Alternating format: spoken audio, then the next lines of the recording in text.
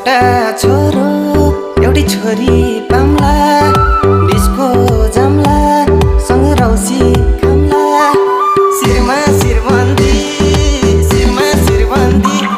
मेरी मायालाई उपहार